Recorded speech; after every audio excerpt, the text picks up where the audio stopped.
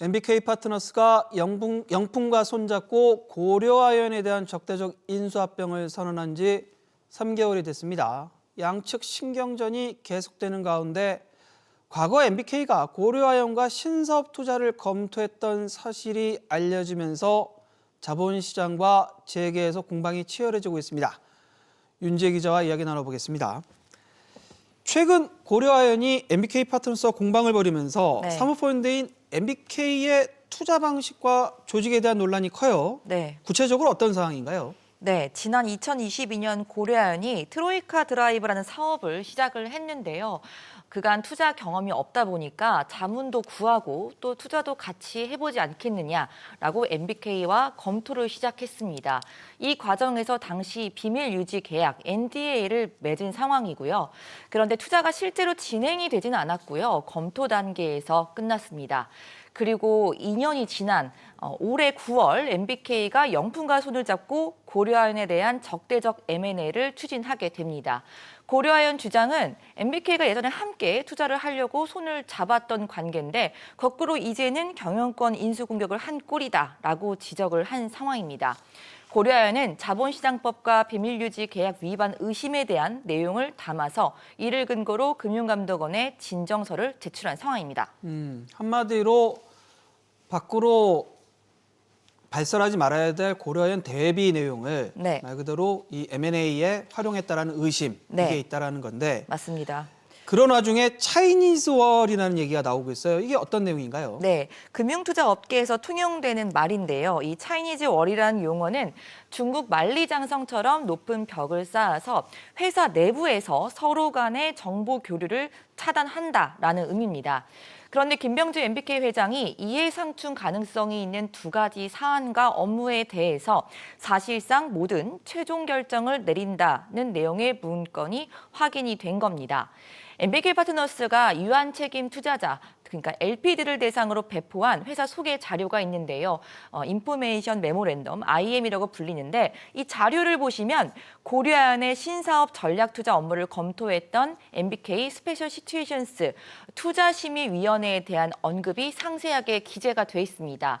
총 4명의 의결권 멤버로 구성이 돼 있고요. 여기서 김병주 회장이 의장을 맡고 있습니다. 그리고 또 내용을 보면 유일하게 거부권을 보유하고 있다라고 명시가 돼 있습니다. 그러니까 김병주 회장이 펀드의 전권을 갖고 있고 또 최종 투자 결정을 맡고 있다. 이렇게 해석이 가능한 대목입니다.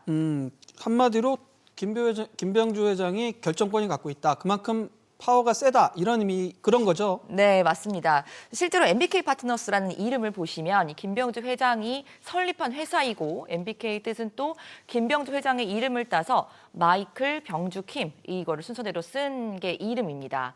MBK가 굴리는 자산만 40조 원대에 달합니다. 아시아 최대 규모의 사모펀드로 자리매김을 했는데요. 여기에는 김병주 회장의 공이 있었기 때문입니다. 그래서 LP들을 대상으로 김병주 회장의 이름을 마케팅했던 건데 지금 조직도를 보시는 것처럼 바이아웃 부문은 김강일 부회장이 그리고 스페셜 시츄에이션스 부문은 부재윤 부회장이 맡고 있다. 이렇게 지금 나눠서 각각 헤드가 존재를 하는데 바이아웃은 이제 우리가 경영권 인수를 위해 만들어진 그런 펀드를 말하는 거고 스페셜 시츄에이션스는 원래는 구조조정이라든지 신사업 투자라든지 이렇게 특수 목적을 위해서 그때그때 조성을 하고 또 쏠 수 있는 이런 펀드를 말합니다. 그런데 이 모든 과정에서 그러니까 투자은행 업계에서 봤을 때는 김병주 회장의 이름이 공공연한 만큼 전권을 갖고 있다라는 게 알려진 사실입니다. 실제로 김병주 회장이 바이아웃 투자 결정에서 방향성, 당연히 가고자 하는 방향이 확실하다라고 최근까지도 계속 외신 인터뷰 등을 통해서 밝혀왔고요.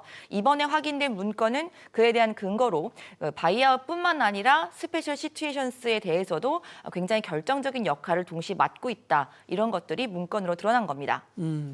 아까 표에서 봐도 정권을 가진 키매니저 회장을 맡고 있는 인물이 양쪽 다 총괄하고 양쪽에서 올라오는 정보를 다 갖고서 결정권을 갖고 있다. MBK의 차이니즈 월, 이게 좀 명확히 구분돼 있다고 보기는 좀 어렵지 않나요? 사실 그런데 차이니즈 월에 대해서 먼저 언급을 하고 명확하다라고 먼저 주장을 하는 건 MBK였습니다. 그러니까 고려아연이 과거 맺은 NDA를 문제 삼아서 어떤 비판을 하자 지난 3일 MBK가 MBK 파트너스는 바이아웃과 스페셜 시츄에이션스 부문이 실질적으로 분리가 명확하게 돼 있다. 그리고 차이니즈 월로 구분이 돼 있기 때문에 내부 정보 교류 자체가 차단돼 있고 또 준법 감시, 컴플라이언스를 통해서 엄격하게 통제가 돼 있다라고 밝힌 겁니다. 하지만 앞서 보신 것 그리고 또 조직과 구성원을 면면히 들여다보면 바이아웃과 스페셜 시츄에이션 이 양쪽이 모두 소속이 돼 있고 겸직하고 있는 걸 확인할 수 있습니다. IM이라는 이 자료를 보시면요. MBK 핵심 임원 5명에 대해서 이름이 리스트업이 돼 있고 또 별도 설명이 있는데요. 그러니까 이 스페셜 시츄에이션 펀드 그리고 바이아웃 투자 이 펀드 이 모든 업무를 같이 하고 있다라고 명시가 돼 있습니다. MBK와 MBK 홍콩 법인이 있는데 여기서도 인력이 겹친다고요? 네, 맞습니다. MBK라고 하면 우리가 보통 서울에 있는 이 본사를 말하는 거고요. 또 홍콩이라든지 이렇게 같이 법인이 별도로 구분이 돼 있는데 지금 보시면 이 지난 2022년 고려아연과 NDA를 체결했던 그 당사 주체는 사실 MBK가 아니라 MBK 홍콩이었습니다. 그래서 어떻게 업무가 나눠져 있는지를 봤는데 한국 MBK의 재무부사장 CFO를 맡고 있는 이인경 부사장은 MBK 홍콩 법인의 등기 임원으로 이름을 올리고 있습니다. 과거 2020년 때도 그랬고 최근까지 올라온 등기부 내용을 봐도 2024년까지도 등기 임원으로 돼 있는데요. 그러니까 계약 당사자인 MBK 홍콩이 넘겨받은 고려아연 자료에 대한 접근이 이인경 부사장은 가능한 겁니다. 이 부사장은 MBK가 2005년 설립된 이듬해 2006년 합류했기 때문에 사실상 창립 멤버라고 볼 수가 있습니다. 물론 CFO라 하면 기업의 안방 살림, 그러니까 재무 상태 등을 보고 관리하는 역할을 하고 있습니다. 투자를 직접 운용하거나 진행하거나 주도를 하지 않을 수는 있는데요. 그렇다 하더라도 한국과 홍콩의 양쪽의 등기 임원이라는 점, 시츄에이션스와 바이아웃 펀드에 모두 참여를 할 수 있다는 점에서 마음만 먹으면 양쪽 정보를 넘나들 수 있는 접근 권한은 가진 셈입니다. 윤 기자 설명을 들여다보면 차이니즈 월이 우리나라 사모펀드 업계에서 이게 제대로 작동하고 있는지 좀 의구심이 들거든요. 네, 맞습니다. 앞서 말씀드린 것처럼 증권시장에서 먼저 있었던 용어고요. 그러니까 예를 들어서 해외 사례를 보면 M&A 자문과 트레이딩, 그러니까 주식을 투자하는 부문이 각각 여러 가지 부문이 4개 정도, 5개까지 이렇게 있을 텐데 서로 구분을 명확히 하자라는 얘기입니다. 그래서 인수합병을 자문하게 되면 그 대상자의 미공개 정보를 미리 알고 인수합병이 있을 거니까 주식이 올라갈 거고 그러면 주식 투자를 미리 할 수 있지 않겠느냐 이런 것들을 차단하자는 얘기입니다. 예컨대 골드만삭스 회장은 각 부문의 대표로부터 실적을 보고받기만 하고 또 인사랑 재무관리 등 경영을 하는 사람이지 직접 그 부서에 들어가서 투자 결정을 내리지는 않습니다.